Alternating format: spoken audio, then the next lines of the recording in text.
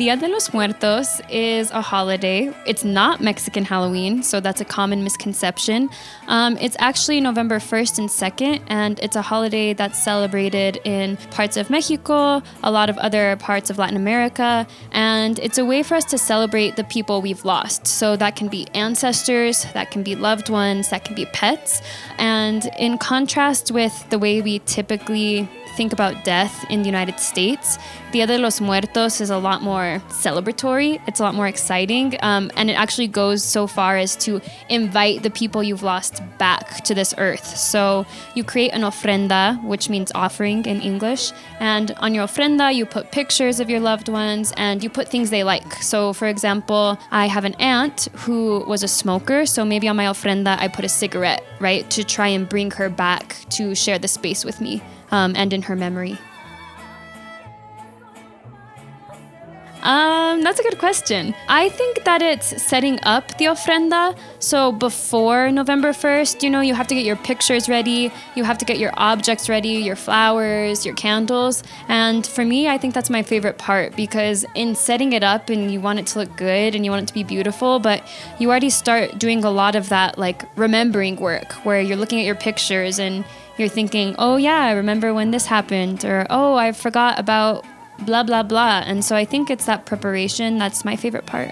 Our favorite part? Celebrating our ancestors. Yeah, I think it's a really great opportunity for us to celebrate our culture and for us to remember those who have passed on.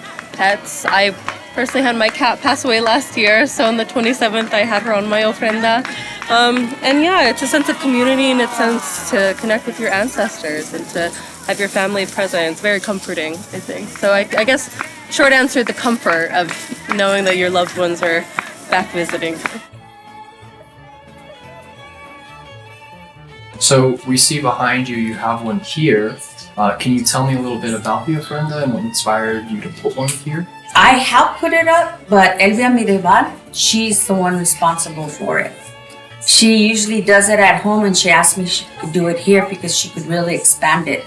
And it has 7 layers.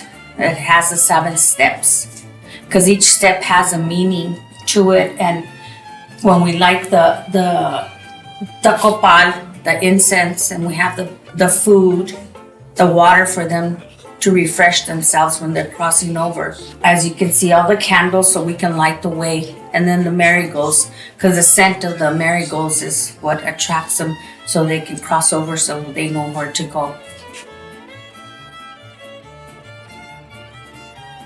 It's getting bigger. It's getting more popular. It started here in the South Valley with the Marigold Parade, and that was going on for many, many years. And it started picking up little by little. We've had our celebration here for like 6 years in a row, but now everybody's doing it, but sometimes it's not necessarily for what it is. Sometimes it's just all commercialized. So there is a true meaning to it, not just to have everybody dressed up. I think that probably like New Mexico, Arizona, Texas, California probably have a strong relationship with Dia de los Muertos just because there's a really big Hispanic, Latino, Mexican population in those places. I went to college in Boston and you would not know it was Dia de los Muertos. So I think some places just aren't there yet. But I think that could also change, One thing that's really great about Albuquerque is we have a strong sense of community. So to include this in that and to have that grow alongside that, I think that's a really beautiful thing about our city and our Hispanic culture. This particular event has been going on for 31 years, the Muertos y Marigolds, and I didn't know about it until I moved back from San Francisco, but I started celebrating this event in the Mission of San Francisco, and they really had a very similar, insightful event. So I learned, I think, about ofrendas there. And Rachel used to live in San Francisco too, but coming back to Albuquerque and seeing this and knowing it was always here, it's really comforting and really beautiful to come back and see the community involvement, the community effort. We just built our ofrenda, as you can see behind us, and it just came together out of, community, bringing together memoirs and pictures and anything that reminds you of something that was attached to somebody you loved.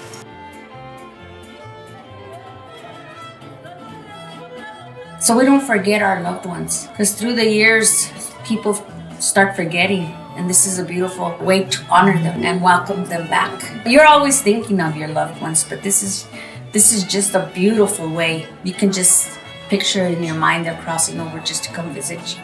I think I have like two answers to that question.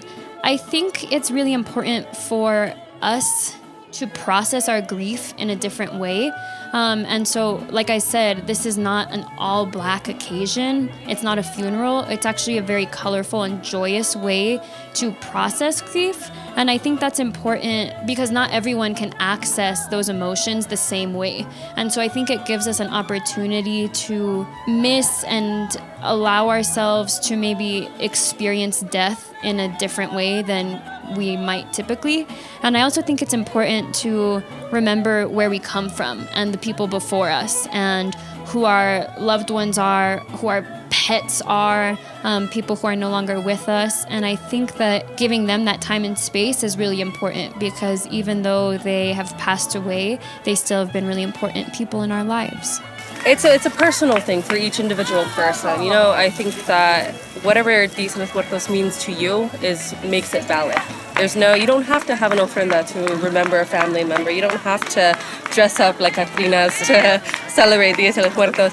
But I think that it's enjoyable to do these things because it gives us a deeper connection to our culture and it gives us a reason to celebrate. And if it's one thing that we know about Latinos is that we love to celebrate something and go all out. So I think it's just a really beautiful way for us to celebrate ourselves, our culture, and those that have passed on.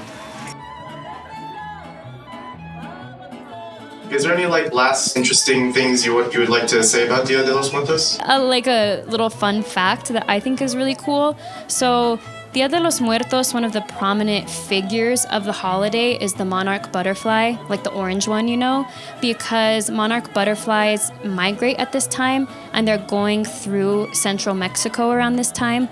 And so the people there have associated those butterflies with the spirits of their loved ones.